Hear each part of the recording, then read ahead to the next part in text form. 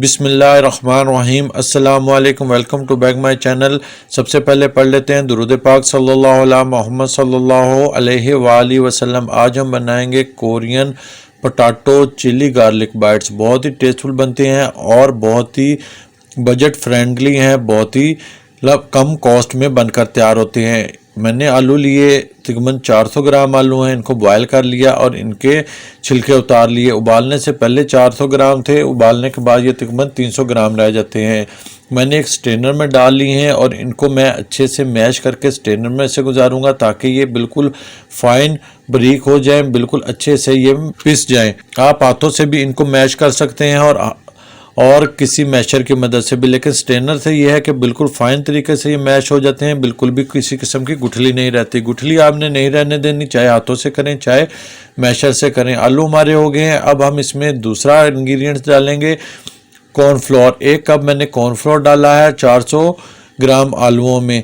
इसमें और कोई चीज़ नहीं जाएगी। इस वक्त हम सिर्फ कॉर्नफ्लोर और आलूओं को गूंद लेंगे, इनका हम बैटर बना लेंगे।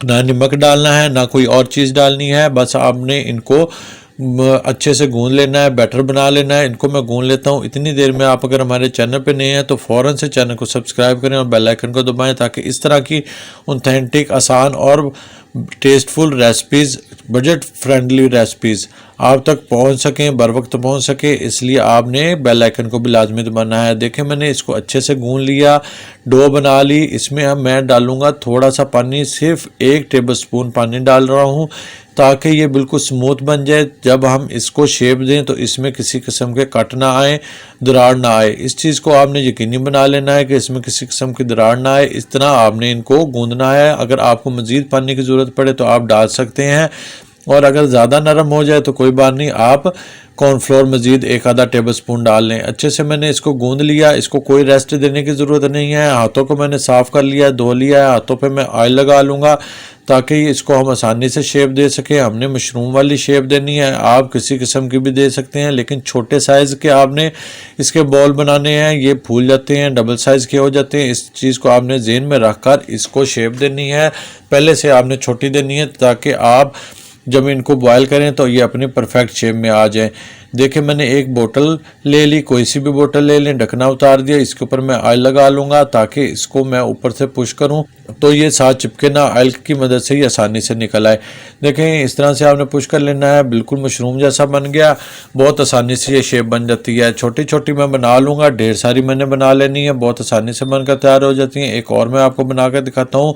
हाथों में आपने बैटर लेना है, बाउल बनानी है, और बाउल बनाने के बाद ऊपर से बोतल के साथ इसको पुश कर दें। हर बार ऑयल लगाने की ज़रूरत नहीं। बोतल के ऊपर 4-5 बनाकर फिर एक दफ़ा ऊपर से हल्का सा ऑयल लगा लें। ढेर सारे बन गए। इधर मैंने पानी बॉयल होने के लिए पहले से रख दिया था। पानी अच्छा सा बॉयल आ रहा है। इसी वक्त पर हम इसमें सारे मशरूम अपने डाल देंगे। बहुत आसान रेसिपी है, कोरियन रेसिपी है, लेकिन टेस्टफुल रेसिपी है। मैंने ट्राई की, मुझे अच्छी लगी, मैंने कहा आपसे भी शेयर करूं। बहुत ज़्यादा देर इसको बॉयल करने की ज़रूरत नहीं। हाई फ्लेम पर तकरीबन 3 मिनट में इसको बॉयल करूंगा। देखिए, तकरीबन 1.5 से 2 मिनट हुए हैं, ऊपर आ गए हैं और साइज़ भी इनका बढ़ना शुरू हो गया। मज़ीद मैं इनको 1 मिनट बॉयल करूंगा। टोटल मैंने 3 मिनट बॉयल करना है, इससे ज़्यादा नहीं। देखें, फूल कर डबल साइज़ के हो गए और इनको देखते ही पता चलता है कि ये अच्छे से पक गए हैं। इनका कलर चेंज हो जाता है। इनको निकालते साथ ही मैं ठंडे पानी में आइस वाटर में शामिल कर दूंगा ताकि इनका कुकिंग प्रोसीजर इसी वक्त इसी जगह पर रुक जाए, मज़ीद कुक ना हो। तकरीबन 30 सेकंड मैंने रखा, ठंडे हो गए। आइस वाटर से भी मैं इनको निकाल लूँगा और अलहदा एक बाउल में निकाल लूँगा ताकि ये ख़राब ना हो। इनको हमने पानी में सिर्फ 30 सेकंड के लिए रखना है। ठंडे यख पानी में रखेंगे ताकि कुकिंग प्रोसीजर भी ख़त्म हो जाए। इधर हम इसकी सीजनिंग तैयार कर लेंगे। 1.5 टेबलस्पून मैंने लिया है सोया सॉस। कोरियन डिश है इसलिए लाजमी जाएगा।